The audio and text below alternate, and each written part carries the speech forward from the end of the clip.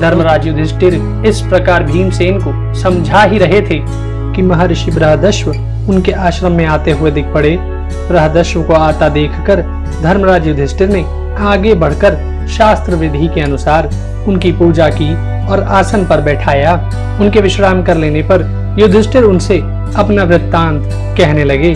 उन्होंने कहा, महाराज, कौरवों ने मुझे कपट बुद्धि से मुझे बुलाकर छल के साथ जुआ खेला और मुझ अनजान को हराकर मेरा सर्वस्व छीन लिया। इतना ही नहीं, उन्होंने मेरी प्राण प्रिया द्रौपदी को घसीटकर भरी सभा में अपमानित किया। उन्होंने अंत में हमें काली मृगछाला उड़ाकर घोर वन में भेज दिया।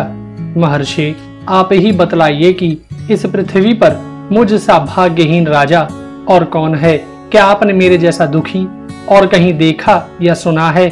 युधिष्ठिर की बात सुनकर महर्षि बृहदस्व ने कहा, धर्मराज, आपका कहना ठीक नहीं है कि मुझ सा दुखी राजा और कोई नहीं हुआ, क्योंकि मैं तुमसे भी अधिक दुखी और मंद भाग्य राजा का वृत्तांत जानता हूँ।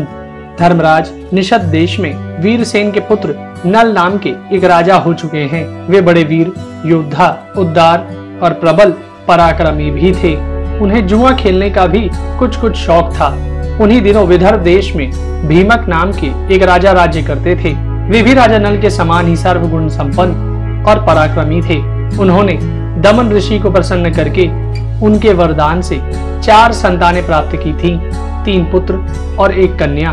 पुत्रों के नाम थे दम, दांत और दमन। पुत्री का नाम था दमयंती।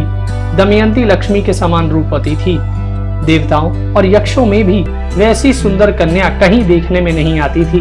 उन दिनों कितने ही लोग विदर्भ से निषद देश में आते और राजा नल के सामने दमयंती के रूप और गुण का बखान करते। निषद देश से विदर्भ में जाने वाले भी दमयंती के सामने राजा नल के रूप, गुण और पवित्र चरित्र का वर्णन करते। इससे दोनों के हृदय में पारस्परिक अनुराग अंकुरित हो गया। एक दिन राजा नल ने अपने महल के उद्यान में कुछ हंसों को देखा। उन्होंने एक हंस को पकड़ लिया तो उस हंस ने राजा नल से कहा, आप मुझे छोड़ दीजिए, तो हम लोग दमयंती के पास जाकर आपके गुणों का ऐसा वर्णन करेंगे कि वह आपको अवश्य वर लेगी। हंस की यह बात सुनकर राजा नल ने उसे छोड़ दिया। वे सभी हंस उड़कर विदर्भ देश में गए। दमयंती अपने पास हंसों को देखकर बहुत प्रसन्न हुई और हंसों को पकड़ने के लिए उनकी ओर दौड़ने लगी। दमयंती जिस हंस को पकड़ने के लिए दौड़ती, वह बोल उठता कि अरे दमयंती, निषद देश में एक नल नाम का राजा है। वह अश्विन कुमार के समान सुंदर है। मनुष्यों में उसके समान सुंदर कोई नहीं है। यदि तुम उसकी पत्नी हो जाओ तो तुम्हारा जन्म और रूप दोनों सफल हो जाएंगे। तुम जैसे स्त्रियों में रत्न हो, वैसे ही नल पुरुषों में भूषण है। हंस की बात सुनकर दमयंती ने कहा, हंस, तुम राजा नल से भी ऐसी ही बात कहना। दमयंती की यह बात सुनकर हंस उसका संदेश लेकर निषद देश में लौटकर राजा नल के पास चले गए। दोस्तों, दमयंती हंस के मुख से राजा नल की कीर्ति सुनकर उनसे प्रेम करने लगी। उसकी आसक्ति इतनी बढ़ गई कि वह रात दिन उनका ही ध्यान करती रहती, जिससे उसका शरीर धूमिल और दुबला हो गया और वह दीन सी दिखने लगी। सखियों ने दमयंती के हृदय का भाव ताड़कर विदर्भराज से निवेदन किया कि आपकी पुत्री अस्वस्थ हो गई है। राजा भीमक ने अपनी पुत्री के संबंध में बड़ा विचार किया।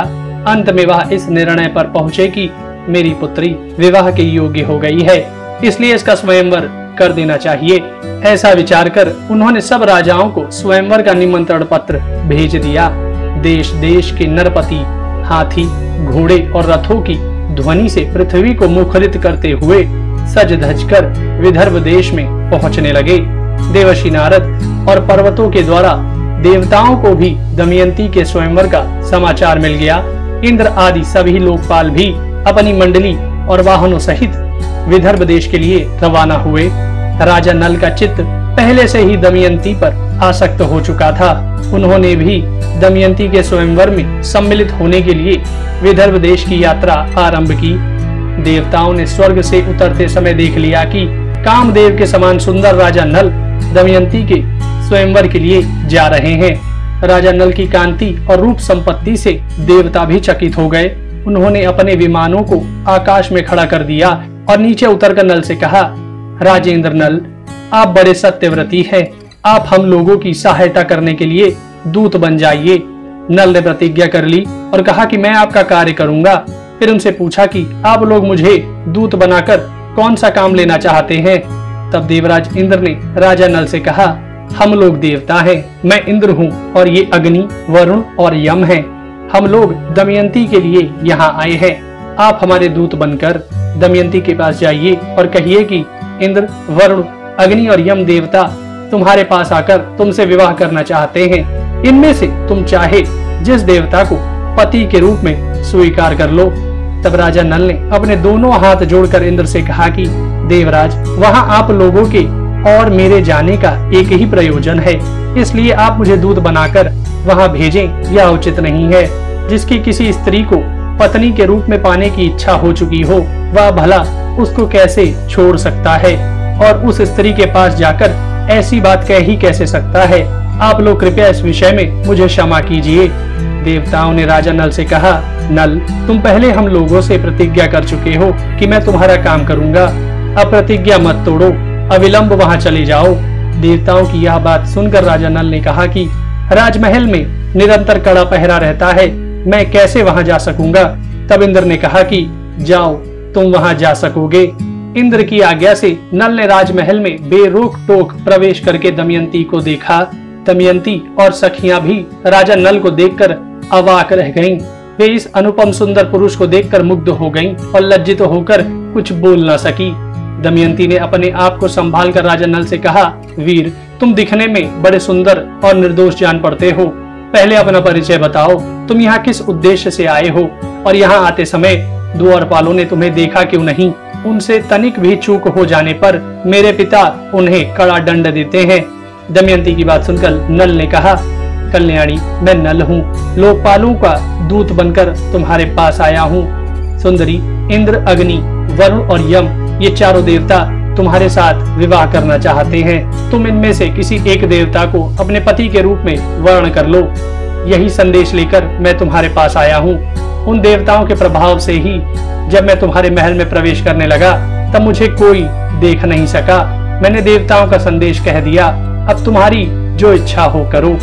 दमयंती ने बड़ी श्रद्धा के साथ देवताओं को प्रणाम करके मंद मंद मुस्कुराकर नल से कहा, नरेंद्र, आप मुझे प्रेम दृष्टि से देखिए और आज्ञा कीजिए कि मैं यथाशक्ति आपकी क्या सेवा करूं।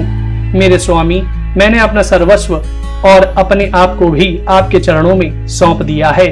जिस दिन मैंने हंसों की बात सुनी उसी दिन से मैं आपके लिए व्याकुल हूँ। आपके लिए ही मैंने राजाओं की भीड़ इकट्ठी की है। यदि आप मुझे दासी की प्रार्थना अस्वीकार कर देंगे तो मैं विष खाकर, आग में जलकर, पानी में डूबकर या फांसी लगाकर आपके लिए मर जाऊंगी।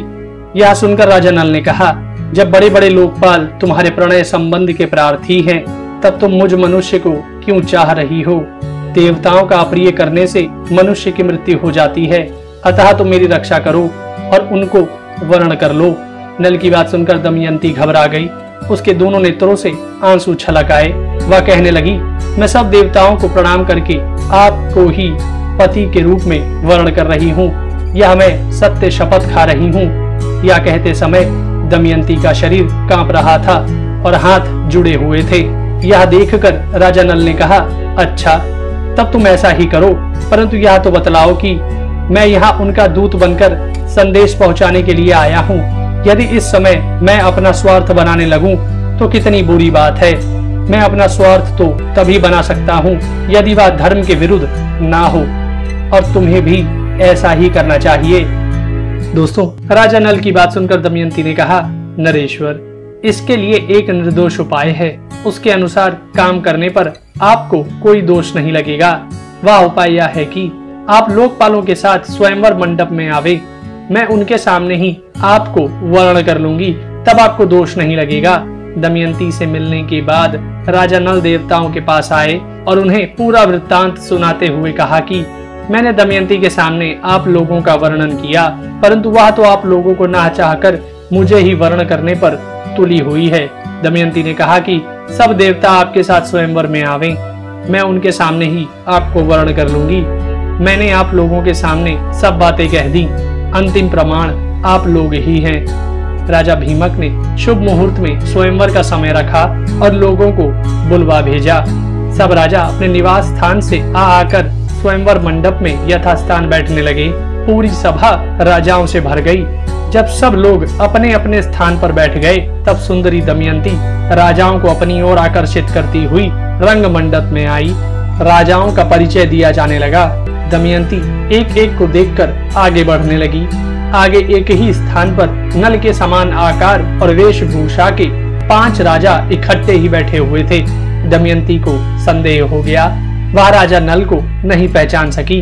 वह जिसकी ओर देखती वही नल जान पड़ता था। इसलिए विचार करने लगी कि मैं देवताओं को कैसे पहचानूं और ये राजा नल है या कैसे जानूं।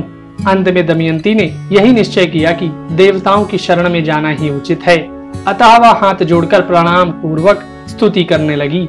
देवताओं, हंसों के मुंह से नल का वर्णन सुनकर मैंने उन्हें पति रूप से वर्ण कर लिया है। मैं मन से और वाणी से नल के अतिरिक्त और किसी को नहीं चाहती। देवताओं ने निजदेश्वर नल को ही मेरा पति बना दिया है तथा मैंने नल की आराधना के लिए ही यह व्रत प्रारंभ किया है। मेरी सत्य शपथ के बल पर देवता लोग मुझे उन्हें ही दिखला दें। ऐश्वर्यशाली लोकपालों, आप लोग अपना रूप प्रकट कर दें जिससे मैं नरपति नल को पहचान लूं। देवताओं ने दमयंती का यह आर्त विलाप सुना। उसके दृढ़ निश्चय, सच्चे प्रेम, आत्मशुद्धि, बुद्धि, भक्ति और नल परायणता को देखकर उसे ऐसी शक्ति दे दी जिससे वह देवता और मनुष्य का भेद समझ सके। दमयंती ने देखा कि देवताओं के शरीर पर पसीना नहीं है, उनकी पलकें गिरती नहीं है, उनकी माला कुमलाई नहीं है। देवताओं के शरीर पर मैल नहीं है, स्थिर हैं, परंतु धरती नहीं छूते हैं। इधर नल के शरीर की छाया पड़ रही है, माला कुम्भला गई है, शरीर पर कुछ धूल और पसीना भी है, पलकें बार बार गिर रही हैं और वह धरती छूकर स्थित है। दमयंती ने इन लक्षणों से देवताओं और नल को पहचान लिया। फिर धर्म के अनुसार नल को वर्ण कर लिया और नल के गले में वरमाला डाल दी। देवता और महर्षि साधु साधु कहने लगे और राजाओं में हाहाकार मच गया। राजा नल ने दमयंती का अभिनंदन किया और उससे कहा, कल्याणी, तुमने देवताओं के सामने रहने पर भी उन्हें वर्ण न करके मुझे वर्ण किया है, इसलिए तुम मुझको प्रेम परायण पति समझना। मैं तुम्हारी बात मानूंगा। जब तक मेरे शरीर में प्राण रहेंगे तब तक मैं तुमसे प्रेम करूंगा, या मैं तुमसे शपथ पूर्वक सत्य कहता हूँ। दोनों ने प्रेम से एक दूसरे का अभिनंदन करके इंद्र आदि देवताओं की शरण ग्रहण की। देवता भी बहुत प्रसन्न हुए। उन्होंने नल को 8 वर दिए। इंद्र ने कहा, नल, तुम्हें यज्ञ में मेरा दर्शन होगा और उत्तम गति मिलेगी। अग्नि ने कहा, जहाँ तुम मेरा स्मरण करोगे वहीं मैं प्रकट हो जाऊंगा और मेरे ही समान प्रकाशमय लोक तुम्हें प्राप्त होंगे। यमराज ने कहा, तुम्हारी बनाई हुई रसोई बहुत मीठी होगी और तुम अपने धर्म में दृढ़ रहोगे। वरुण ने कहा, जहाँ तुम चाहोगे वहीं जल प्रकट हो जाएगा। तुम्हारी माला उत्तम गंध से परिपूर्ण रहेगी। इस प्रकार 2-2 वर देकर सब देवता अपने अपने लोक चले गए। निमंत्रित राजा लोग भी विदा हो गए। भीमक ने प्रसन्न होकर दमयंती का नल के साथ विधि पूर्वक विवाह कर दिया। राजा नल कुछ दिनों तक विदर्भ देश की राजधानी कुंडिनपुर में रहे थे। तदनंतर भीमक की अनुमति प्राप्त करके वे अपनी पत्नी दमयंती के साथ अपनी राजधानी में लौट आए थे। दोस्तों, जिस समय दमयंती के स्वयंवर से लौटकर इंद्र आदि लोकपाल अपने अपने लोकों में जा रहे थे, उस समय उनकी मार्ग में ही कलयुग और द्वापर से भेंट हो गई। इंद्र ने पूछा, क्यों कलयुग, कहाँ जा रहे हो? तो कलयुग ने कहा, मैं दमयंती के स्वयंवर में उससे विवाह करने जा रहा हूँ। तब इंद्र ने हंसकर कहा, अजी, वह स्वयंवर तो कभी का पूरा हो गया। दमयंती ने राजा नल को वर्ण कर लिया, हम लोग ताकते ही रह गए। तब कलयुग ने क्रोध में भरकर कहा, ओह, तब तो बड़ा अनर्थ हुआ। उसने देवताओं की उपेक्षा करके मनुष्य को अपनाया, इसलिए उसको दंड देना चाहिए। देवताओं ने कहा, दमयंती ने हमारी आज्ञा प्राप्त करके नल को वर्ण किया है। वास्तव में नल सर्वगुण संपन्न और उसके योग्य है। यह कहकर देवता लोग चले गए। तब कलयुग ने द्वापर से कहा, भाई, मैं अपने क्रोध को शांत नहीं कर सकता, इसलिए मैं नल के शरीर में निवास करूंगा। मैं उसे राज्य च्युत कर दूंगा, तब वह दमयंती के साथ नहीं रह सकेगा। इसलिए तुम भी जुए के पाशों में प्रवेश करके मेरी सहायता करना। द्वापर ने उसकी बात स्वीकार कर ली। इस तरह द्वापर और कलयुग दोनों ही नल की राजधानी में आ बसे। दोस्तों, राजा नल की राजधानी में 12 वर्ष तक रहकर कलयुग और द्वापर इसी बात की प्रतीक्षा में रहे कि नल में कोई दोष दिख जाए। जबकि राजा नल धर्म के अनुसार प्रजा का पालन कर रहे थे। सचमुच उनके द्वारा राजा नाम सार्थक हो गया। उन्होंने अश्वमेध आदि बहुत से यज्ञ किए। समय आने पर दमयंती के गर्भ से इंद्रसेन नामक पुत्र और इंद्रसेना नामक कन्या का जन्म हुआ। 12 वर्ष के उपरांत एक दिन राजा नल संध्या के समय लघु शंका से निवृत्त होकर पैर धोए बिना ही आचमन करके संध्या वंदन करने बैठ गए। यह अपवित्र अवस्था देखकर कलयुग उनके शरीर में प्रवेश कर गया। साथ ही कलयुग दूसरा रूप धारण करके नल के भाई पुष्कर के पास गया और बोला, तुम नल के साथ जुआ खेलो और मेरी सहायता से जुए में राजा नल को जीतकर निषद देश का राज्य प्राप्त कर लो। पुष्कर उसकी बात स्वीकार करके नल के पास गया। द्वापर भी पासों का रूप धारण करके उनके साथ हो लिया। जब पुष्कर ने राजा नल से बार बार जुआ खेलने का आग्रह किया, तब राजा नल दमयंती के सामने अपने भाई की उस ललकार को सह न सके। अतः उन्होंने उसी समय पासे खेलने का निश्चय कर लिया। उस समय नल के शरीर में कलयुग घुसा था, इसलिए राजा नल दांव में सोना, चांदी, रथ, वाहन आदि जो कुछ लगाते वह हार जाते। प्रजा और मंत्रियों ने बड़ी व्याकुलता के साथ राजा नल से मिलकर जुए को रोकना चाहा, परंतु जब वे सभी ऐसा कर पाने में असफल रहे तो राज्य की प्रजा को साथ लेकर दमयंती की शरण में जा पहुँचे। दमयंती ने राजा नल से निवेदन किया, स्वामी, नगर की राजभक्त सभा और मंत्रिमंडल के लोग आपसे मिलने आए हैं और देवढ़ी पर खड़े हैं, आप उनसे मिल लीजिए। परंतु नल कलयुग का प्रभाव होने के कारण कुछ भी नहीं बोले। मंत्रिमंडल और प्रजा के लोग शोकग्रस्त होकर लौट गए। पुष्कर और नल में कई महीनों तक जुआ होता रहा तथा नल बराबर हारते गए। राजा नल जुए में जो पासा फेंकते वे बराबर ही उनके प्रतिकूल पड़ते। सारा धन हाथ से निकल गया। जब दमयंती को इस बात का पता चला, तब उसने बृहत्सेना नाम की धाई के द्वारा राजा नल के सारथी वाशरने को बुलवाया और उससे कहा, सारथी, तुम राजा के प्रेम पात्र हो। अब यह बात तुमसे छिपी नहीं है कि महाराज बड़े संकट में पड़ गए हैं, इसलिए तुम मेरे दोनों बच्चों को रथ में बैठाकर कुंडिन नगर में ले जाओ। तुम रथ और घोड़ों को भी वहीं छोड़ देना। तुम्हारी इच्छा हो तो वहीं रहना, ना हो तो कहीं दूसरी जगह चले जाना। सारथी ने दमयंती के कथानुसार बच्चों को कुंडिनपुर में पहुंचा दिया। रथ और घोड़े भी वहीं छोड़ दिए। फिर वहां से पैदल ही चलकर वह अयोध्या जा पहुंचा और वहीं राजा ऋतुपर्ण के पास सारथी का काम करने लगा। इधर पुष्कर ने पासों के खेल में राजा नल का राज्य और धन ले लिया। उसने नल को संबोधन करके हंसते हुए कहा, और जुआ खेलोगे, परंतु तुम्हारे पास दांव पर लगाने के लिए तो कुछ है ही नहीं। यदि तुम दमयंती को दांव पर लगाने योग्य समझो तो फिर खेल हो। नल का हृदय फटने लगा। वे पुष्कर से कुछ भी नहीं बोले। उन्होंने अपने शरीर से सब वस्त्र आभूषण उतार दिए और केवल एक वस्त्र पहने नगर से बाहर निकल गए। दमयंती ने भी केवल एक साड़ी पहनकर अपने पति का अनुगमन किया। पुष्कर ने नगर में ढिढोरा पिटवा दिया कि जो मनुष्य नल के प्रति सहानुभूति प्रकट करेगा उसको फांसी की सजा दी जाएगी। भय के मारे नगर के लोग अपने राजा नल का सत्कार तक न कर सके। राजा नल 3 दिन रात तक अपने नगर के पास पानी पीकर रहे। चौथे दिन उन्हें बड़ी भूख लगी। फिर दोनों फल मूल खाकर वहां से आगे बढ़े। एक दिन राजा नल ने देखा कि बहुत से पक्षी उनके पास ही बैठे हैं। उनके पंख सोने के समान दमक रहे हैं। नल ने सोचा कि इनके पंख से कुछ धन मिल जाएगा।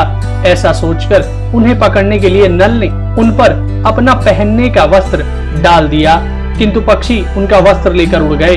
अब नल नंगे होकर बड़ी दीनता के साथ मुंह नीचे किए खड़े हो गए।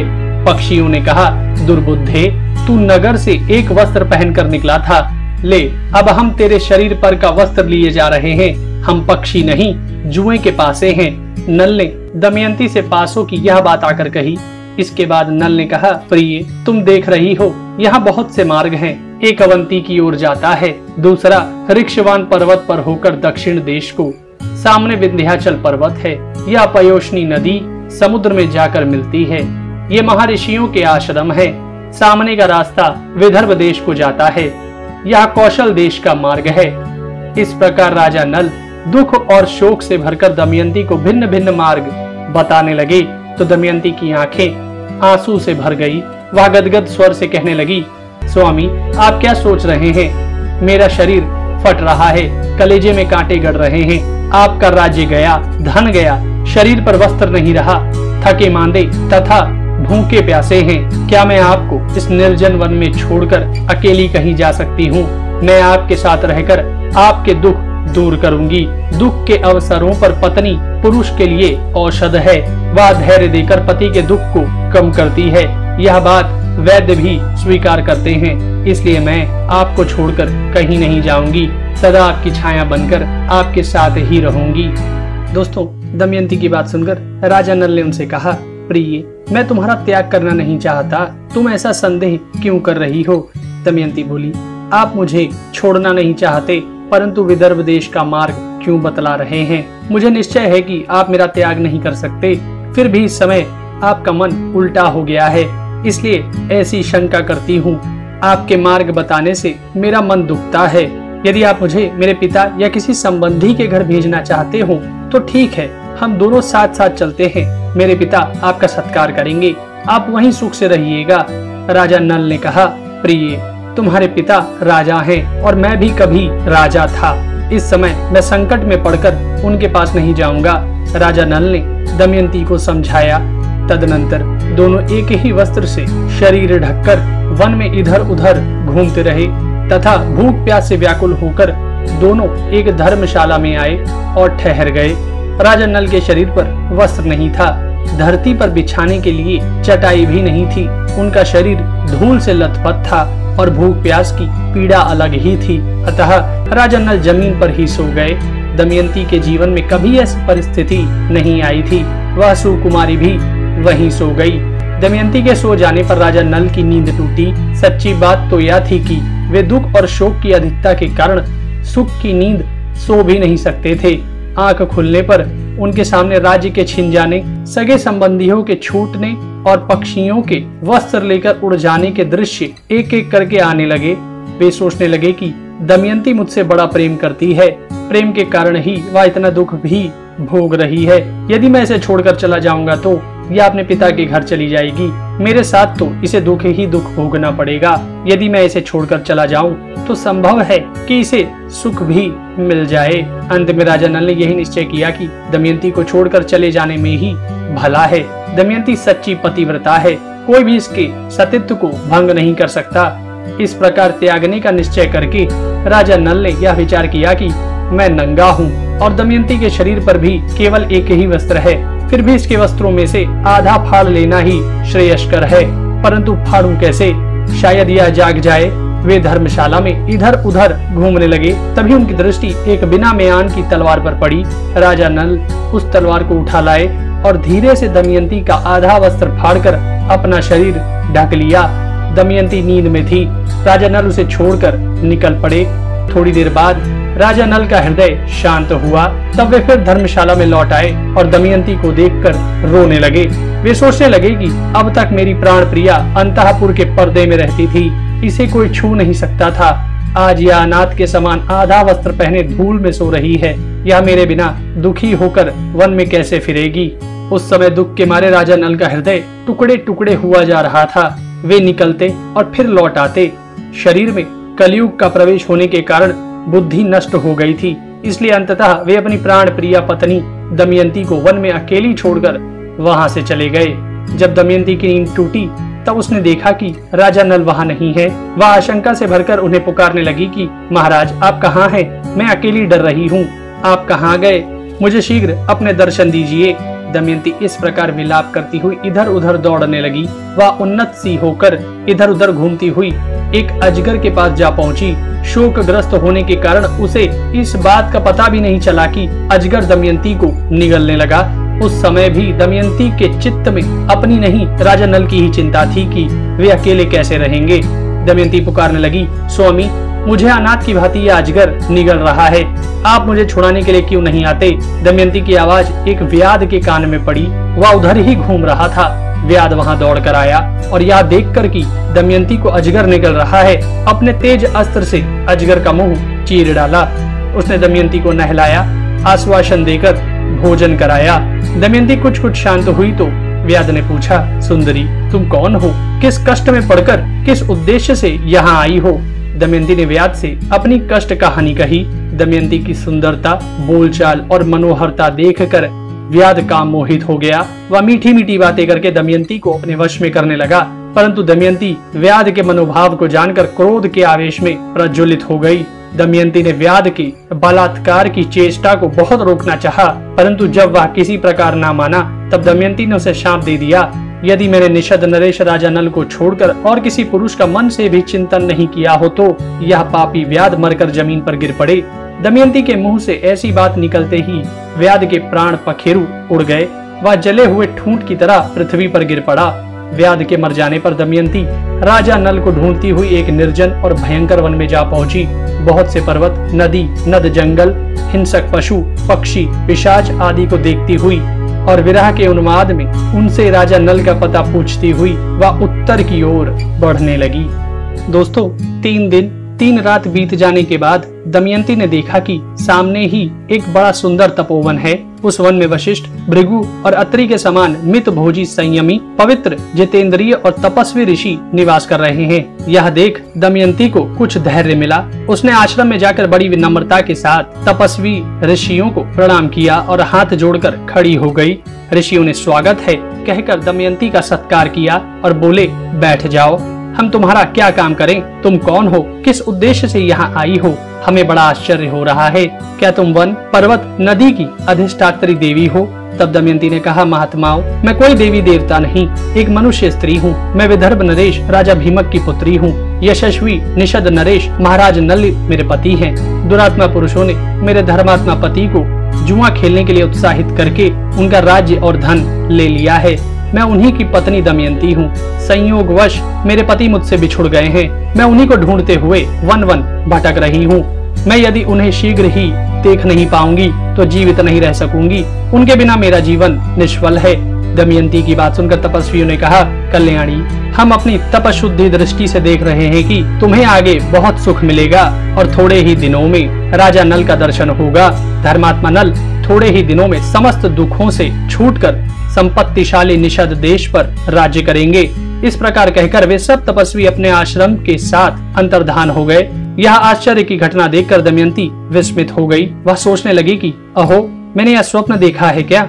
ये कैसी घटना हो गई? वे तपस्वी आश्रम, नदी, हरे भरे वृक्ष कहाँ गए? यह सोचकर दमयंती फिर उदास हो गई। उसका मुख मुरझा गया। अतः वह अपने पति देव को ढूंढते हुए बहुत दूर निकल गई। वहाँ उसने देखा कि बहुत से हाथी, घोड़ों और रथों के साथ व्यापारियों का एक झुंड आगे बढ़ रहा है। व्यापारियों के प्रधान से बातचीत करके और यह जानकर कि ये व्यापारी राजा सुबाहु के राज्य चेदी देश में जा रहे हैं, दमयंती उनके साथ हो गई। कई दिनों तक चलने के बाद वे व्यापारी एक भयंकर वन में पहुँचे। वहाँ एक बड़ा ही सुंदर सरोवर था। लंबी यात्रा करने के कारण सब लोग थक गए थे, इसलिए उन लोगों ने वहीं पड़ाव डाल दिया। रात के समय जंगली हाथी व्यापारियों के हाथियों पर टूट पड़े और उनकी भगदड़ में सबके सब व्यापारी नष्ट भ्रष्ट हो गए। कोलाहल सुनकर दमयंती की नींद टूटी। वह इस महासंहार का दृश्य देखकर बावली सी हो गई। उसने कभी ऐसी घटना नहीं देखी थी। वह डरकर वहां से भाग निकली और जहां कुछ बचे हुए मनुष्य खड़े थे वहां जा पहुंची। तदनंतर दमयंती उन बचे हुए लोगों के साथ शरीर पर आधा वस्त्र धारण किए चलने लगी और सायंकाल के समय चेदी नरेश राजा सुबाहु की राजधानी में जा पहुंची। जिस समय दमयंती राजधानी के राजपथ पर चल रही थी, नागरिकों ने यही समझा कि यह कोई बावली स्त्री है। छोटे छोटे बच्चे उसके पीछे लग गए। दमयंती राजमहल के पास जा पहुंची। उस समय राजमाता राजमहल की खिड़की में बैठी हुई थी। उन्होंने बच्चों से घिरी दमयंती को देखकर धाय से कहा कि अरे देख तो, यह स्त्री बड़ी दुखिया मालूम पड़ती है। अपने लिए कोई आश्रय ढूंढ रही है, किंतु बच्चे इसे दुख दे रहे हैं। तू जा, इसे मेरे पास ले आ। धाय ने आज्ञा का पालन किया। दमयंती महल में आ गई। राजमाता ने दमयंती का सुंदर शरीर देखकर पूछा, देखने में तो तुम दुखिया जान पड़ती हो, तो भी तुम्हारा शरीर इतना तेजस्वी कैसे है? बताओ, तुम कौन हो? किसकी पत्नी हो? असहाय अवस्था में भी किसी से डरती क्यों नहीं हो? दमयंती ने कहा, मैं एक पतिव्रता नारी हूँ। मैं हूँ तो कुलीन, परंतु दासी का काम करती हूँ। अंतःपुर में रह चुकी हूँ। मैं कहीं भी रह जाती हूँ। फल मूल खाकर दिन बिता देती हूँ। मेरे पतिदेव बहुत गुणी हैं और मुझसे प्रेम भी बहुत करते हैं। मेरे अभाग्य की बात है कि वे बिना मेरे किसी अपराध के ही रात के समय मुझे सोती छोड़कर न जाने कहाँ चले गए। मैं रात दिन अपने प्राण पति को ढूंढती और उनके वियोग में जलती रहती हूँ। इतना कहते कहते दमयंती की आंखों में आंसू उमड़ आए। वह रोने लगी। दमयंती के दुख भरे विलाप से राजमाता का जी भर आया। वह कहने लगी, कल्याणी, मेरा तुम पर स्वाभाविक ही प्रेम हो रहा है। तुम मेरे पास रहो। मैं तुम्हारे पति को ढूंढने का प्रबंध करूंगी। जब वे आवे तब तुम उनसे यही मिलना। दमयंती ने कहा, माताजी, मैं एक शर्त पर आपके घर रह सकती हूँ। मैं कभी झूठा नहीं खाऊंगी, किसी के पैर न धोऊंगी और पर पुरुष के साथ किसी प्रकार भी बातचीत नहीं करूंगी। यदि कोई पुरुष मुझसे दुष्चेष्टा करे तो उसे दंड देना होगा। बार बार ऐसा करने पर उसे प्राणांत दंड भी देना होगा। मैं अपने पति को ढूंढने के लिए ब्राह्मणों से बातचीत करती रहूंगी। आप यदि मेरी यह शर्त स्वीकार करें तब तो मैं यहाँ रह सकती हूँ, अन्यथा नहीं। राजमाता दमयंती के नियमों को सुनकर बहुत प्रसन्न हुई और उन्होंने कहा कि ऐसा ही होगा। तदनंतर उन्होंने अपनी पुत्री सुनंदा को बुलाया और कहा कि बेटी देखो, इस दासी को देवी समझना। यह अवस्था में तुम्हारे बराबर की है, इसलिए इसे सखी के समान राजमहल में रखो और प्रसन्नता के साथ इससे मनोरंजन करती रहो। सुनंदा प्रसन्नता के साथ दमयंती को अपने महल में ले गई। दमयंती अपने इच्छानुसार नियमों का पालन करती हुई महल में रहने लगी। दोस्तों, जिस समय राजा नल दमयंती को सोती छोड़कर आगे बढ़े, उस समय वन में दावाग्नि जल रही थी।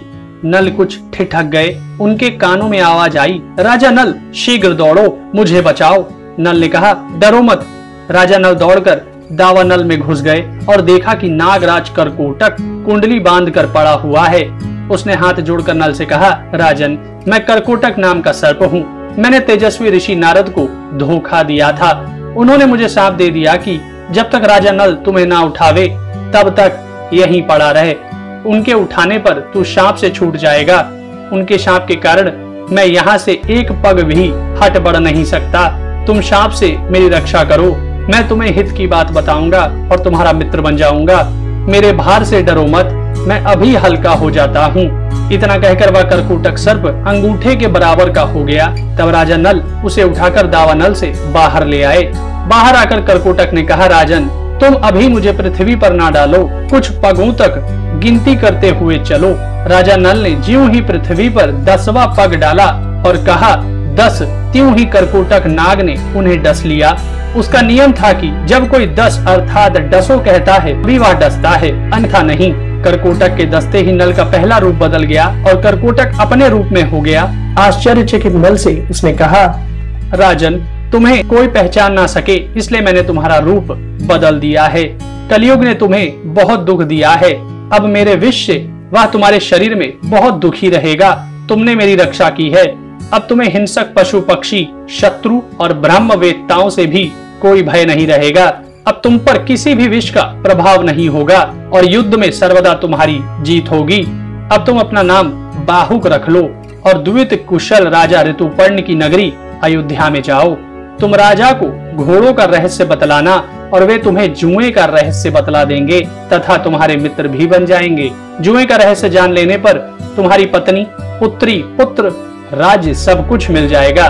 जब तुम अपने पहले रूप को धारण करना चाहो तब मेरा स्मरण करना और मेरे दिए हुए वस्त्र धारण कर लेना। यह कहकर करकोटक ने 2 दिव्य वस्त्र दिए और वहीं अंतर्धान हो गया। राजा नल वहां से चलकर 10वें दिन राजा ऋतुपर्ण की राजधानी अयोध्या पहुंच गए। उन्होंने वहां राज दरबार में निवेदन किया कि मेरा नाम बाहुक है।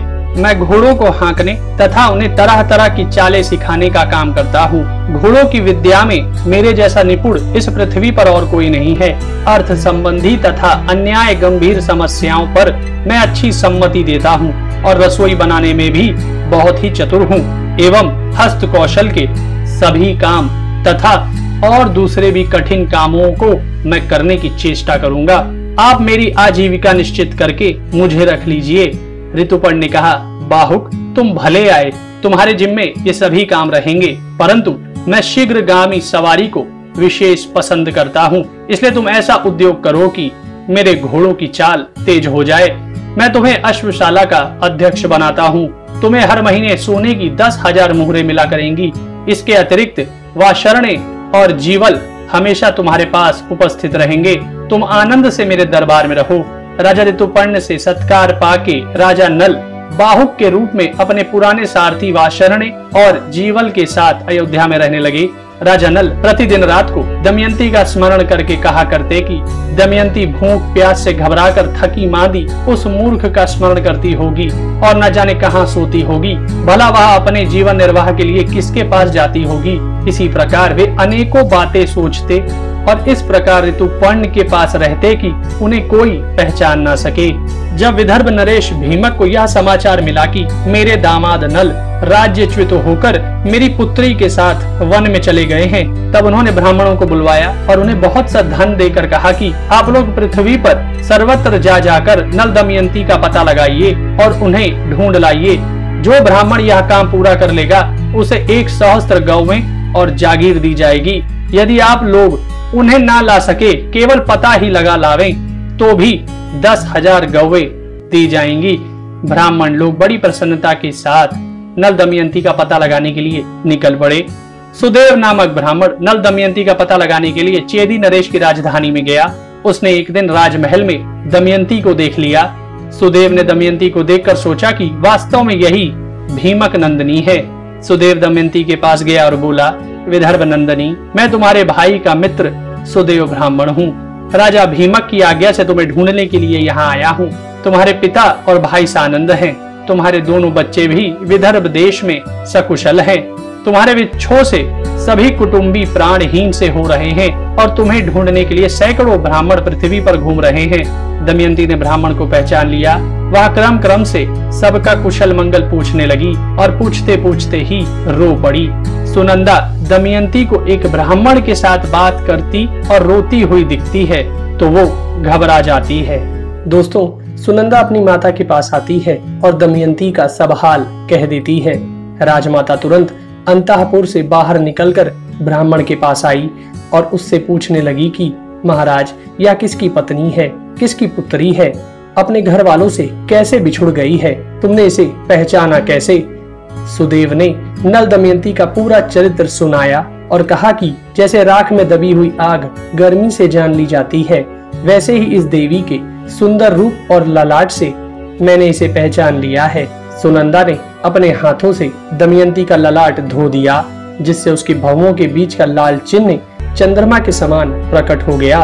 ललाट का वह तिल देखकर सुनंदा और राजमाता दोनों ही रो पड़ी। उन्होंने 2 घड़ी तक दमयंती को अपनी छाती से सटाए रखा। राजमाता ने कहा, दमयंती, मैंने इस तिल से पहचान लिया कि तुम मेरी बहन की पुत्री हो। तुम्हारी माता मेरी सगी बहन है। हम दोनों दशार्ण देश के राजा सुदामा की पुत्री हैं। तुम्हारा जन्म मेरे पिता के घर ही हुआ था। उस समय मैंने तुम्हें देखा था। जैसे तुम्हारा घर है वैसे ही यह घर भी तुम्हारा ही है। यह संपत्ति जैसे मेरी है वैसे ही तुम्हारी भी। यह सुनकर दमयंती बहुत प्रसन्न हुई। उसने अपनी मौसी को प्रणाम करके कहा, माँ, तुमने मुझे पहचाना नहीं तो क्या हुआ, मैं रही हूँ यहाँ लड़की की ही तरह। तुमने मेरी अभिलाषाएं पूर्ण की है तथा मेरी रक्षा की है। इसमें संदेह नहीं कि अब यहाँ और भी सुख से रहूंगी, परंतु मैं बहुत दिनों से घूम रही हूँ। मेरे छोटे छोटे 2 बच्चे पिताजी के घर हैं। वे अपने पिता के वियोग से दुखी रहते होंगे। ना जाने उनकी क्या दशा होगी। आप यदि मेरा हित करना चाहती हैं तो मुझे विदर्भ देश में भेजकर मेरी इच्छा पूर्ण कीजिए। दमयंती की बात सुनकर राजमाता बहुत प्रसन्न हुई। उन्होंने अपने पुत्र से कहकर पालकी मंगवाई। भोजन, वस्त्र और बहुत सी वस्तुएं देकर एक बड़ी सेना के संरक्षण में दमयंती को विदा कर दिया। विदर्भ देश में दमयंती का बड़ा सत्कार हुआ। दमयंती अपने भाई, बच्चे, माता पिता और सखियों से मिली। उसने देवता और ब्राह्मणों की पूजा की। राजा भीमक को अपनी पुत्री के मिल जाने से बड़ी प्रसन्नता हुई। उन्होंने सुदेव ब्राह्मण को 1000 गौवें, गांव तथा धन देकर संतुष्ट किया। पिता के घर में एक दिन विश्राम करके दमयंती ने अपनी माता से कहा, माता जी, मैं आपसे सत्य कह रही हूँ। यदि आप मुझे जीवित रखना चाहती हैं तो मेरे पति देव की खोज करने का उद्योग कीजिए। रानी ने बहुत दुखित होकर अपने पति राजा भीमक से कहा कि स्वामी, दमयंती अपने पति के लिए व्याकुल है। उसने संकोच छोड़कर मुझसे कहा है कि उन्हें खोजने का उद्योग करना चाहिए। राजा भीमक ने ब्राह्मणों को बुलवाया और नल को ढूंढने के लिए उन्हें नियुक्त कर दिया। ब्राह्मणों ने दमयंती के पास जाकर कहा कि अब हम लोग राजा नल का पता लगाने के लिए जा रहे हैं। तब दमयंती ने ब्राह्मणों से कहा कि आप लोग जिस राज्य में जाएं, वहां मनुष्यों की भीड़ में यह बात कहें, मेरे छलिया, तुम मेरी साड़ी में से आधी फाड़ कर तथा मुझ दासी को वन में सोती छोड़कर कहां चले गए। तुम्हारी वह दासी अब भी उसी अवस्था में आधी साड़ी पहने तुम्हारे आने की बाट जो रही है और तुम्हारे वियोग के दुख से दुखी हो रही है। उनके सामने मेरी दशा का वर्णन कीजिएगा और ऐसी बात कहिएगा जिससे वे प्रसन्न हो और मुझ पर कृपा करें। मेरी बात कहने पर यदि आप लोगों को कोई उत्तर दे तो वह कौन है, कहाँ रहता है, इन बातों का पता लगा लीजिएगा और उसका उत्तर याद रखकर मुझे सुनाइएगा। इस बात का भी ध्यान रखिएगा कि आप लोग यह बात मेरी आज्ञा से कह रहे हैं या उसे मालूम न होने पावे। ब्राह्मणगण दमयंती के निर्देशानुसार राजा नल को ढूंढने के लिए निकल पड़े। बहुत दिनों तक ढूंढने खोजने के बाद परनाद नामक ब्राह्मण ने महल में आकर दमयंती से कहा, राजकुमारी, मैं आपके आदेश अनुसार निषद नरेश नल का पता लगाता हुआ अयोध्या जा पहुंचा। वहां मैंने राजा ऋतुपर्ण के पास जाकर भरी सभा में तुम्हारी बात दोहराई, परंतु वहां किसी ने कुछ उत्तर नहीं दिया। जब मैं चलने लगा तब उनके बाहुक नामक सारथी ने मुझे एकांत में बुलाया। देवी, वह सारथी राजा ऋतुपर्ण के घोड़ों को शिक्षा देता है, स्वादिष्ट भोजन बनाता है, परंतु उसके हाथ छोटे और शरीर कुरूप है। उस सारथी बाहुक ने लंबी सांस लेकर रोते हुए कहा कि कुलीन स्त्रियां घोर संकट आने पर भी अपने शील की रक्षा करती हैं और अपने सतीत्व के बल पर स्वर्ग जीत लेती हैं। कभी उनका पति उन्हें त्याग भी दे तो वे क्रोध नहीं करती, अपने सदाचार की रक्षा करती हैं। उस देवी को त्यागने वाला पुरुष विपत्ति में पड़ने के कारण दुखी और अचेत हो रहा था, इसलिए उस पर क्रोध उचित नहीं है। माना कि पति ने अपनी पत्नी का योग्य सत्कार नहीं किया, परंतु वह राज्य लक्ष्मी से च्युत, दुखी और दुर्दशाग्रस्त था। ऐसी अवस्था में उस पर क्रोध करना उचित नहीं है। ब्राह्मण की बात सुनकर दमयंती की आंखों में आंसू भर आए। उसने अपनी माता से एकांत में कहा, माताजी, मैं ब्राह्मण सुदेव को इस काम में नियुक्त करती हूँ। जैसे सुदेव ने मुझे शुभ मुहूर्त में यहाँ पहुँचाया था, वैसे ही वह शुभ शकुन देखकर अयोध्या जाए और मेरे पतिदेव को लाने की युक्ति करे। इसके बाद दमयंती ने ब्राह्मण परनाद का सत्कार करके विदा किया और ब्राह्मण सुदेव को अपने पास बुलाया। दोस्तों, दमयंती ने ब्राह्मण सुदेव से कहा, ब्राह्मण देवता, आप शीघ्र से शीघ्र अयोध्या नगरी में जाकर राजा ऋतुपर्ण से यह बात कहिए कि भीमक पुत्री दमयंती फिर से स्वयंवर में स्वेच्छानुसार पति वर्ण करना चाहती है। बड़े बड़े राजा और राजकुमार जा रहे हैं। स्वयंवर की तिथि कल ही है, इसलिए यदि आप पहुंच सके तो वहां पहुंच जाइए। नल के जीने अथवा मरने का किसी को पता नहीं है, इसलिए वह कल सूर्योदय के समय दूसरा पति वर्ण करेगी। दमयंती की बात सुनकर सुदेव अयोध्या पहुंच गए और उन्होंने राजा ऋतुपर्ण से सब बातें कह दी।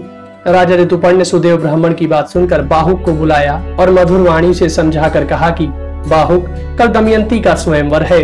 मैं एक ही दिन में विदर्भ देश में पहुंचना चाहता हूँ, परंतु यदि तुम इतना जल्दी वहां पहुंच जाना संभव समझो तभी मैं वहां जाऊंगा। ऋतुपर्ण की बात सुनकर राजा नल का कलेजा फटने लगा। उन्होंने अपने मन में सोचा कि दमयंती ने दुख से अचेत होकर ही ऐसा कहा होगा। संभव है वह ऐसा करना चाहती हो, परंतु नहीं, उसने मेरी प्राप्ति के लिए ही यह युक्ति की होगी। अपराध मेरा ही है। वह पतिव्रता, तपस्विनी और दीन है। मैंने दुर्बुद्धिवश उसे त्याग कर बड़ी क्रूरता की। वह कभी ऐसा नहीं कर सकती। सत्य क्या है, असत्य क्या है, यह बात तो वहां जाने पर ही मालूम होगी। ऋतुपर्ण की इच्छा पूरी करने में मेरा भी स्वार्थ है। यह सोचकर बाहुक ने हाथ जोड़कर राजा ऋतुपर्ण से कहा कि मैं आपके कथानुसार काम करने की प्रतिज्ञा करता हूँ। बाहुक ने अश्वशाला में जाकर 4 शीघ्रगामी घोड़े रथ में जोत लिए और राजा ऋतुपर्ण रथ पर सवार हो गए। जैसे आकाश में पक्षी उड़ते हैं, वैसे ही बाहुक का रथ थोड़े ही समय में नदी, पर्वत और वनों को लांघने लगा। एक स्थान पर राजा ऋतुपर्ण का दुपट्टा नीचे गिर गया। उन्होंने बाहुक से कहा, रथ रोको, मैं वाशरणे से उसे उठवा मंगवाऊं। नल ने कहा, आपका वस्त्र गिरा तो अभी है, परंतु अब हम वहां से 1 योजन आगे निकल आए हैं, अब वह नहीं उठाया जा सकता। जिस समय यह बात हो रही थी उस समय वह रथ एक वन में चल रहा था। ऋतुपर्ण ने कहा, बाहुक, तुम मेरी गणित विद्या की चतुराई देखो। सामने के वृक्ष में जितने पत्ते और फल दिख रहे हैं उनकी अपेक्षा भूमि पर गिरे हुए फल और पत्ते 101 गुने अधिक है। इस वृक्ष की दोनों शाखाओं और टहनियों पर 5 करोड़ पत्ते हैं और 2095 फल है। तुम्हारी इच्छा हो तो गिन लो। बाहुक ने रथ खड़ा कर दिया और कहा कि मैं इस बहेड़े के पेड़ को काटकर इनके फलों और पत्तों को ठीक ठीक गिनकर निश्चय करूंगा। बाहुक ने वैसा ही किया। फल और पत्ते ठीक उतने ही निकले जितने राजा ऋतुपर्ण ने बतलाए थे। नल आश्चर्यचकित हो गए और राजा ऋतुपर्ण से कहा, आपकी विद्या अद्भुत है, आप अपनी विद्या बतला दीजिए। ऋतुपर्ण ने कहा, गणित विद्या की ही तरह मैं पासों की वशीकरण विद्या में भी ऐसा ही निपुण हूँ। बाहुक ने कहा कि आप मुझे यह विद्या सिखा दें तो मैं आपको घोड़ों की भी विद्या सिखा दूं। ऋतुपर्ण को विदर्भ देश पहुंचने की बहुत जल्दी थी और अश्व विद्या सीखने का लोभ भी था, इसलिए उन्होंने राजा नल को पासों की विद्या सिखा दी और कह दिया कि अश्व विद्या तुम मुझे पीछे सिखा देना, मैंने उसे तुम्हारे पास धरोहर छोड़ दिया। जिस समय राजा नल ने पासों की विद्या सीखी उसी समय कलयुग करकोटक नाग के तीखे विष को उगलता हुआ नल के शरीर से बाहर निकल गया। कलयुग के बाहर निकलने पर नल को बड़ा क्रोध आया और उन्होंने शाप देना चाहा तो कलयुग दोनों हाथ जोड़कर भय से कांपता हुआ कहने लगा, आप क्रोध शांत कीजिए, मैं आपको यशस्वी बनाऊंगा। आपने जिस समय दमयंती का त्याग किया था उसी समय उसने मुझे शाप दिया था। मैं बड़े दुख के साथ करकोटक नाग के विष से जलता हुआ आपके शरीर में रहता था। मैं आपकी शरण में हूँ, मेरी प्रार्थना सुने और मुझे शाप ना दें। जो आपके पवित्र चरित्र का गान करेंगे उन्हें मेरा भय नहीं होगा। राजा नल ने क्रोध शांत किया। कलयुग भयभीत होकर बहेड़े के पेड़ में घुस गया। यह संवाद कलयुग और नल के अतिरिक्त और किसी को मालूम नहीं हुआ। वह बहेड़े का वृक्ष ठूंठ सा हो गया।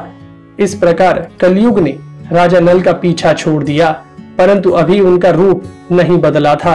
उन्होंने अपने रथ को जोर से हाँका और सायंकाल होते न होते वह विदर्भ देश में जा पहुंचे।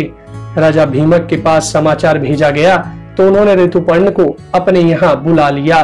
कुंडिनपुर में राजा नल के घोड़े भी रहते थे। रथ की घड़घड़ाहट से उन्होंने राजा नल को पहचान लिया और वे पूर्ववत प्रसन्न हो गए। दमयंती को भी वह आवाज वैसी ही जान पड़ी। दमयंती कहने लगी कि इस रथ की घड़घड़ाहट मेरे चित्त में उल्लास पैदा करती है। अवश्य ही इसे हाँकने वाले मेरे पति देव हैं। यदि आज वे मेरे पास नहीं आएंगे तो मैं धधकती आग में कूद पड़ूंगी। मैंने कभी हंसी खेल में भी उनसे झूठ बात कही हो, उनका कोई अपकार किया हो, प्रतिज्ञा करके तोड़ दी हो, ऐसा याद नहीं आती। वे क्षमावान, वीर, दाता और एक पत्नी व्रती है। उनके वियोग से मेरी छाती फट रही है। दमयंती महल की छत पर चढ़कर रथ का आना और उस पर से रथी सारथी का उतरना देखने लगी। दोस्तों, राजा भीमक ने राजा ऋतुपर्ण का खूब स्वागत सत्कार किया और उन्हें अच्छे स्थान में ठहरा दिया गया। राजा ऋतुपर्ण को कुंडिनपुर में स्वयंवर का कोई चिन्ह नहीं दिखाई पड़ा। भीमक को इस बात का बिल्कुल पता नहीं था कि राजा ऋतुपर्ण मेरी पुत्री के स्वयंवर का निमंत्रण पाकर यहाँ आए हैं। उन्होंने कुशल मंगल के बाद पूछा कि आप यहाँ किस उद्देश्य से पधारे हैं। ऋतुपर्ण ने स्वयंवर की कोई तैयारी ना देखकर निमंत्रण की बात दबा दी और कहा, मैं तो केवल आपको प्रणाम करने के लिए ही चला आया हूँ। भीमक सोचने लगे कि 100 योजन से भी अधिक दूर कोई प्रणाम करने के लिए नहीं आ सकता। अस्तु, आगे चलकर यह बात खुल ही जाएगी। बाहुक वाशरणी के साथ अश्वशाला में ठहरकर घोड़ों की सेवा में संलग्न हो गया। दमयंती आकुल होकर सोचने लगी कि रथ की ध्वनि तो मेरे पति देव के रथ के ही समान जान पड़ती थी, परंतु उनके कहीं दर्शन नहीं हो रहे हैं। हो न हो वाशरणी ने उनसे रथ विद्या सीख ली होगी, इसी कारण रथ उनका मालूम पड़ता था। संभव है ऋतुपर्ण को भी यह विद्या मालूम हो। उसने अपनी दासी को बुलाकर कहा कि केसनी, तू जा इस बात का पता लगा कि वह कुरूप पुरुष कौन है। संभव है यही हमारे पति देव हो। मैंने ब्राह्मणों के द्वारा जो संदेश सुना था वही उसे बतलाना और उसका उत्तर सुनकर मुझसे कहना। केसनी ने जाकर बाहुक से बातें की। बाहुक ने राजा के आने का कारण बताया और संक्षेप में वाशरणे तथा अपनी अश्वविद्या एवं भोजन बनाने की चतुरता का परिचय दिया। केशनी ने पूछा, बाहुक, राजा नल कहाँ है? क्या तुम जानते हो अथवा तुम्हारा साथी वाशरणे जानता है? बाहुक ने कहा, केशनी, वाशरणे राजा नल के बच्चों को यहाँ छोड़कर चला गया था। उसे उनके संबंध में कुछ भी मालूम नहीं। इस समय नल का रूप बदल गया है। वे छिप कर रहते हैं। उन्हें या तो स्वयं वे ही पहचान सकते हैं या उनकी पत्नी दमयंती, क्योंकि वे अपने गुप्त चिन्हों को दूसरे के सामने प्रकट करना नहीं चाहते। केशनी, राजा नल विपत्ति में पड़ गए थे। जिस समय वे भोजन की चिंता में थे, पक्षी उनके वस्त्र लेकर उड़ गए थे। यह ठीक है कि उन्होंने अपनी पत्नी के साथ उचित व्यवहार नहीं किया, फिर भी दमयंती को उनकी दुर्वस्था पर विचार करके क्रोध नहीं करना चाहिए। या कहते कहते नल की आंखों में आंसू आ गए। वे रोने लगे। केशनी ने दमयंती के पास आकर वहां की सब बातचीत और बाहुक का रोना भी बतलाया। अब दमयंती की आशंका और भी दृढ़ होने लगी कि यही राजा नल है। उसने दासी से कहा कि केशनी, तुम फिर बाहुक के पास जाओ और उसके पास बिना कुछ बोले खड़ी रहो। उसकी चेष्टाओं पर ध्यान दो। वह आग मांगे तो मत देना, जल मांगे तो देर कर देना। उसका एक एक चरित्र मुझे आकर बताओ। केशनी फिर बाहुक के पास गई और वहां उसके देवताओं एवं मनुष्य के समान बहुत से चरित्र देखकर लौट आई और दमयंती से कहने लगी, राजकुमारी, बाहुक ने तो जल, थल और अग्नि पर सब तरह से विजय प्राप्त कर ली है। मैंने आज तक ऐसा पुरुष ना कहीं देखा है और ना सुना ही है। यदि कहीं नीचा द्वार आ जाता है तो वह झुकता नहीं, उसे देखकर द्वार ही ऊंचा हो जाता है। वहां जल के लिए जो घड़े रखे थे वे उसकी दृष्टि पड़ते ही जल से भर गए। उसने फूस का पूला लेकर सूर्य की ओर किया और वह जलने लगा। इसके अतिरिक्त वह अग्नि का स्पर्श करके भी जलता नहीं है। वह जब फूलों को हाथ से मसलता है तो वे कुंभलाते नहीं हैं और सुगंधित दिखने लगते हैं। इन अद्भुत लक्षणों को देखकर मैं तो भौचक्की सी रह गई। दमयंती बाहुक के कर्म और चेष्टाओं को सुनकर निश्चित रूप से जान गई कि ये अवश्य ही मेरे पति देव हैं। उसने केशनी के साथ अपने दोनों बच्चों को नल के पास भेज दिया। बाहुक इंद्रसेना और इंद्रसेन को पहचान कर उनके पास आ गया और दोनों बालकों को छाती से लगाकर गोद में बिठा लिया। बाहुक अपनी संतानों से मिलकर घबरा गया और रोने लगा। उसके मुख पर पिता के समान स्नेह के भाव प्रकट होने लगे। तदनंतर बाहुक ने दोनों बच्चे केशनी को दे दिए और कहा, ये बच्चे मेरे दोनों बच्चों के समान ही है, इसलिए मैं इन्हें देखकर रो पड़ा। केशनी, तुम्हारा बार बार आना उत्तम नहीं है, तुम जाओ।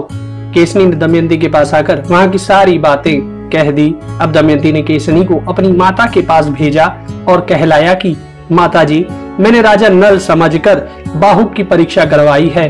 अब मुझे केवल उसके रूप के संबंध में ही संदेह रह गया है। अब मैं स्वयं उसकी परीक्षा करना चाहती हूँ, इसलिए आप बाहुक को मेरे महल में आने की आज्ञा दे दीजिए अथवा उसके पास ही जाने की आज्ञा दे दीजिए। आपकी इच्छा हो तो यह बात पिताजी को बतला दीजिए अथवा मत बतलाइए। रानी ने अपने पति भीमक से अनुमति ली और बाहुक को रनिवास में बुलवाने की आज्ञा दे दी। बाहुक बुला लिया गया। दमयंती को देखते ही नल का हृदय एक साथ ही शोक और दुख से भर आया। वे आंसुओं से नहा गए। बाहुक की आकुलता देख दमयंती भी शोकग्रस्त हो गई। उस समय दमयंती गेरुआ वस्त्र पहने हुए थी, केशों की जटा बंध गई थी, शरीर मलिन था। दमयंती ने कहा, बाहुक, एक धर्मज्ञ पुरुष अपनी पत्नी को वन में सोती छोड़कर चला गया था, क्या कहीं तुमने उसे देखा है? दोस्तों, दमयंती ने कहा, उस समय वह स्त्री थकी मांदी थी, नींद से अचेत थी। ऐसी निरपराध स्त्री को निषद नरेश के सिवा और कौन छोड़ सकता है?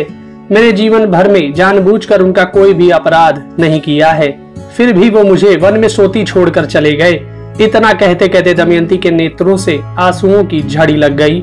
दमयंती के आंसुओं को देखकर राजा नल से रहा न गया। वे कहने लगे, प्रिय, मैंने जानबूझकर ना तो राज्य का नाश किया है और ना तो तुम्हें त्यागा है।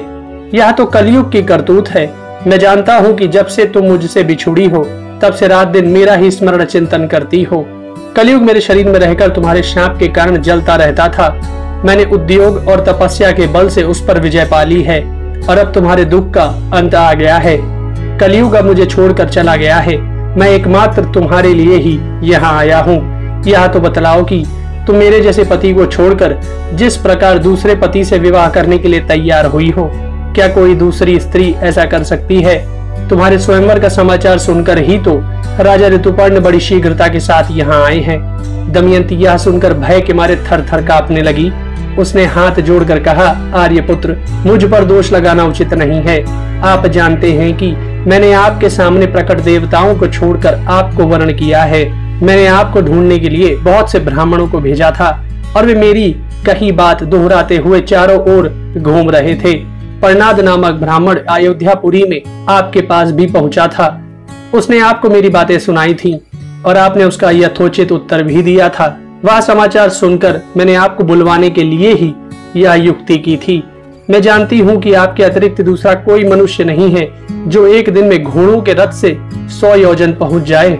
मैं आपके चरणों को स्पर्श करके शपथ पूर्वक सत्य सत्य कहती हूँ कि मैंने कभी मन से भी पर पुरुष का चिंतन नहीं किया है। यदि मैंने कभी मन से भी पाप कर्म किया हो तो निरंतर भूमि पर विचरण करने वाले वायुदेव, भगवान सूर्य और मन के देवता चंद्रमा मेरे प्राणों का नाश कर दें।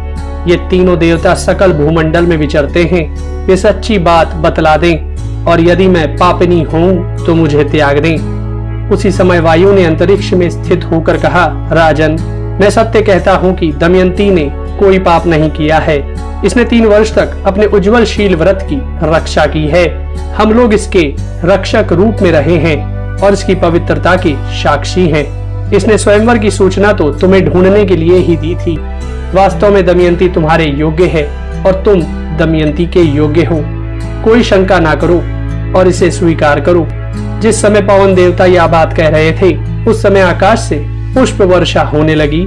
ऐसा अद्भुत दृश्य देखकर राजा नल ने अपना संदेह छोड़ दिया और नागराज करकोटक का दिया हुआ वस्त्र ओढ़कर उसका स्मरण किया तो उसका शरीर तुरंत पूर्ववत हो गया।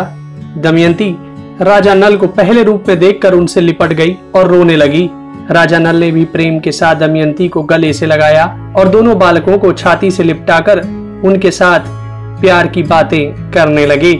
प्रातः काल होने पर दमयंती और राजा नल भीमक के पास गए और उनके चरणों में प्रणाम किया। नगर के नर नारी राजा नल के आने का समाचार पाकर उत्सव मनाने लगे। जब राजा ऋतुपर्ण को यह बात मालूम हुई कि बाहुक के रूप में तो राजा नल ही थे और यहाँ आकर वे अपनी पत्नी से मिल गए, तब उन्हें बड़ा आनंद हुआ और उन्होंने नल को अपने पास बुलाकर क्षमा मांगी। राजा नल ने उनके व्यवहारों की उत्तमता बताकर प्रशंसा की और उनका सत्कार किया। साथ ही उन्हें अश्वविद्या भी सिखा दी। राजा ऋतुपर्ण किसी दूसरे सारथी को लेकर अपने नगर चले गए। राजा नल 1 महीने तक कुंडिनपुर में ही रहे। तदनंतर अपने ससुर भीमक की आज्ञा लेकर थोड़े से लोगों को साथ ले निषद देश के लिए रवाना हुए। राजा भीमक ने एक श्वेत वर्ण का रथ, 16 हाथी, 50 घोड़े और 600 पैदल राजा नल के साथ भेज दिए।